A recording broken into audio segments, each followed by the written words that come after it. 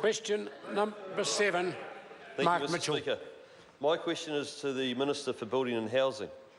How many new homes will be built from the $750 million Northcote housing redevelopment project being led by the Hobsonville Land Company?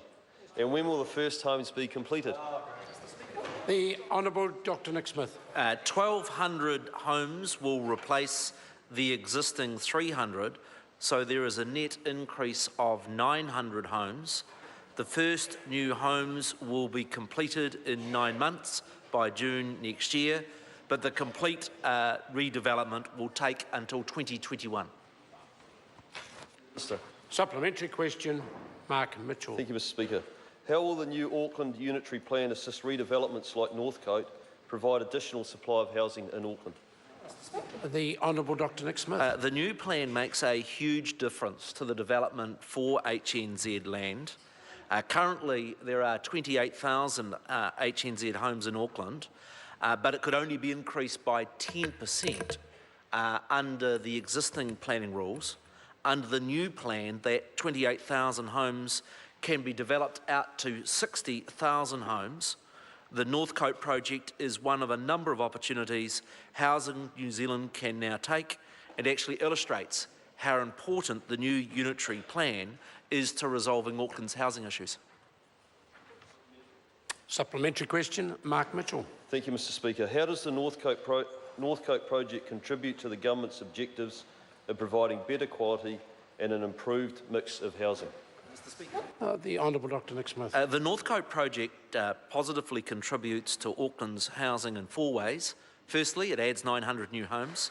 Secondly, it provides improved quality by replacing older, damper housing with warmer, drier and healthier homes.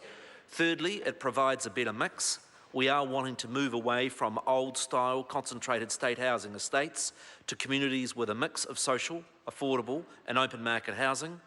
The redevelopment also has a better mix of house sizes, in that there is a greater number of smaller 1- and 2-bedroom homes that better meets demands. And the fourth contribution that the Northcote project makes is moving to more intensive housing that is actually an important part of the change that Auckland needs to make. Supplementary question, Phil Twyford. Why is he selling 2/3 of the publicly owned land into private ownership while adding only another 100 state houses? The Honourable Dr Nick Smith. For 2 good reasons. The first is actually we want to tag, just as we have at Hobsonville, homes for home ownership, because we on this side of the House believe in home ownership and want to provide more families the opportunities to be able to own a home. And I find it ironic that Mr Twyford would criticise that. The second feature is that we don't believe old-style, concentrated state housing areas work for our communities. We want to move to mixed estates where there is a mix of social, affordable and market housing, which is exactly what we're doing in places like Tamaki and places like Northcote, and it makes damn good sense. Question. Order.